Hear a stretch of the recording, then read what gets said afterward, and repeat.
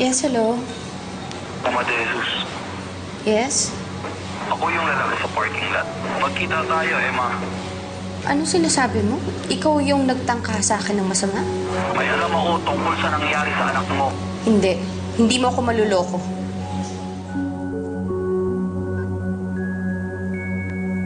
Sino ka yung lalaking nagtangka sa'yo no? Pagkatapos tinatawagan ka pa.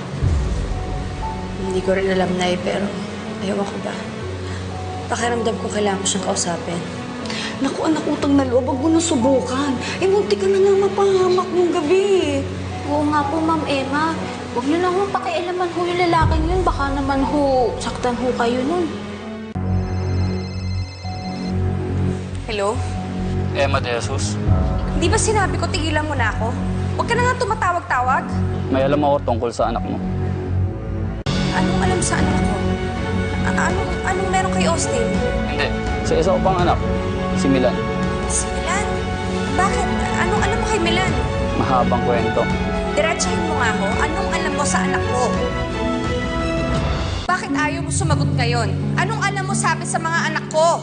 Hindi aksidente yung nangyaring sunog sa ospital. Pero hanggang dyan lang muna ang sasabihin ko sa'yo. Pasensya na, ma'am. Hindi ako nagbibigay ng impormasyon ng walang kapalit. Ano to, lokohan? Ganon? Sasabihin ko sa'yo lahat ng nalalaman ko kapalit ng perang ibibigay mo sa akin. May pagkita ka sa akin at isa-isa kong sasabihin sa'yo ang katotohanan. Hindi ako uto-uto.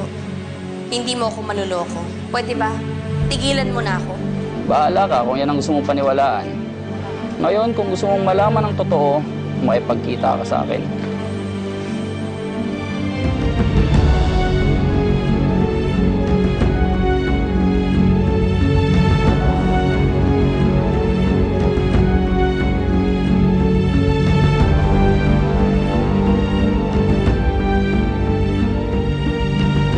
Baka naman matunaw yung baby mo sa katititig mo.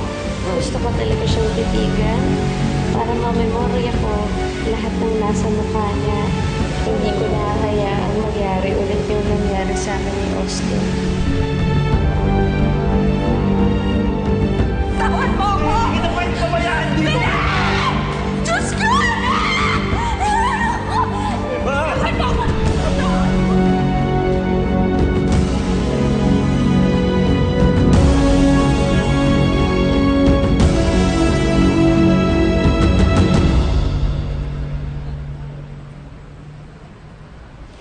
Eh kung ganun ho pala, Ma'am, kayo talaga ho yung punteriya po ng lalaking yun. Pinipilit ko nga baliwalain yung mga sinasabi niya, pero nanunumbalik na naman lahat ng alaala ni Milan. Iniisip ko kung paano kung totoo yung mga sinabi niya. Ay, naku, anak. Alam mo, sa panahon ngayon talaga, nagkalat ang mga manloloko.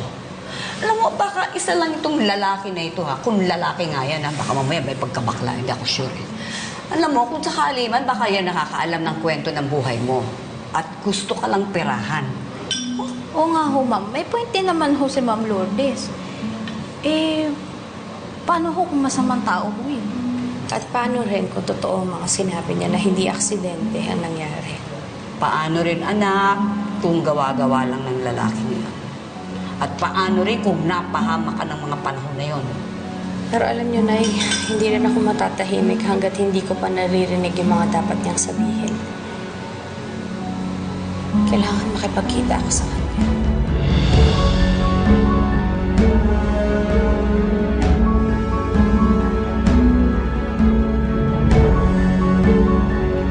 Eh, Ma'am, paano ho kung masamang tao talaga yun? Naku, huwag na lang ko kayo magtiwala. Anak, ang daming manluloko ngayon, anak. Butak na loob. Huwag na. Sige, Nay, huwag na kayo mag-alala.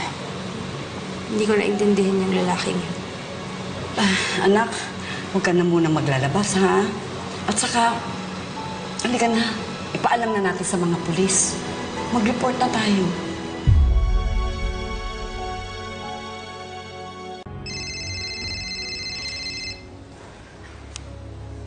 Hello? Ano, ma'am? Nakapag-isip-isip ka na ba? May kipagkita ka na ba sa akin? Ano ko naman malalaman na hindi mo ako niloloko? Hindi pa ba sapat na alam ko lahat ng detalye sa panganganak mo? Sa St. Mary's Hospital ka ng anak, hindi ba? Inilipat ka sa St. Ignatius nung nasunog ang nursery room. Sayang nga eh. Hindi niyo inabutan si Bibi Milan, ang anak niyo ni Rome. Paano mo nalaman na anak namin ni Rome si Milan? Sabi ko naman sa'yo, ma'am, marami akong alam. Ngayon, kung gusto mo pang malaman lahat ng katotohanan at detalye, makipagkita ka sa akin. Sige, makipagkita ako sa'yo. Ita-text ko sa'yo ang lugar. Huwag na huwag mong kakalimutan yung pera. Huwag ka rin magkakamaling lolokohin ako. Hindi ka magsisisi, ma'am. Magpapasalamat ka sa akin kapag nalaman mo lahat ng impormasyon.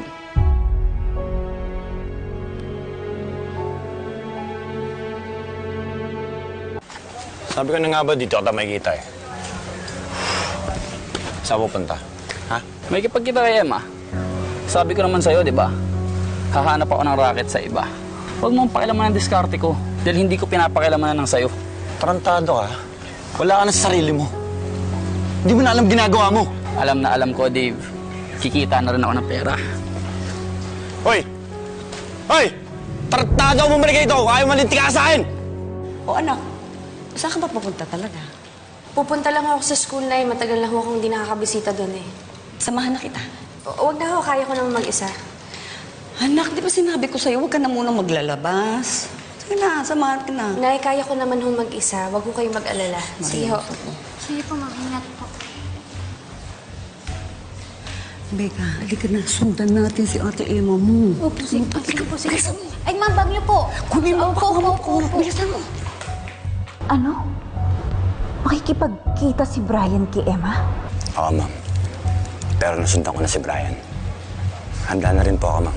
Saang lugar yan? Pupuntahan kita.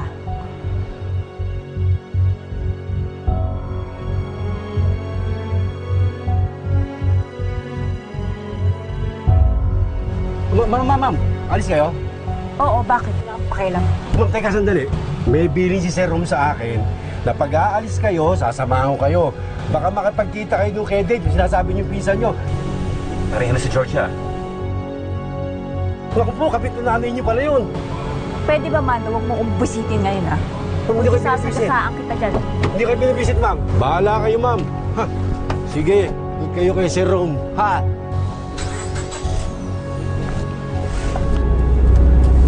Sundan natin. Tara.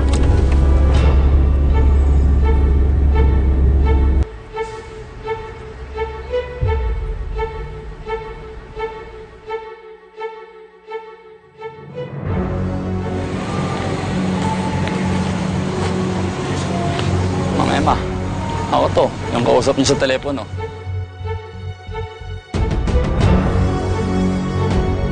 Bakit yun ang dala mo sa sakyan? Mas ako ito, ma'am. Mas madali makalusot. Gago ka ba? Paano ko angkas dyan? Hindi umakas ka.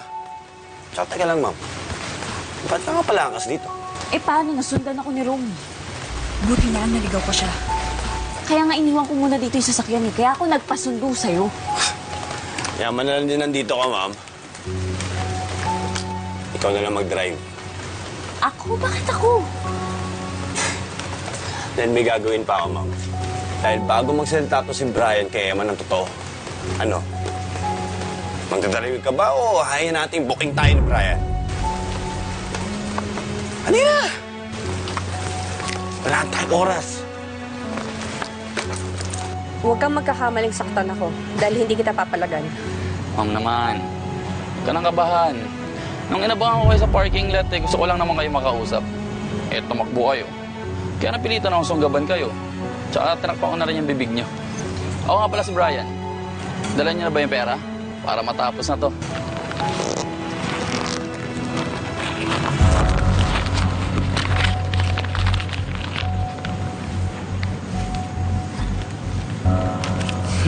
Ano nga pala yung dapat mong sabihin sa akin? Buti na lang, ikaw talaga yung nilapitan ko. Yung tungkol sa nursery, yung pagsunog doon, ano yung sasabihin mo? May nagutos para sunugin yung ospital. Sino? Si Ma'am Georgia.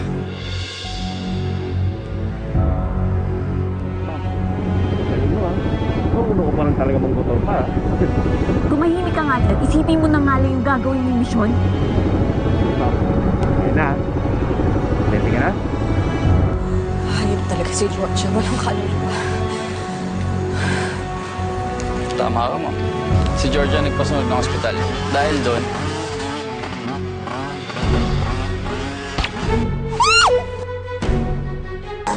Diyos ko! Diyos ko!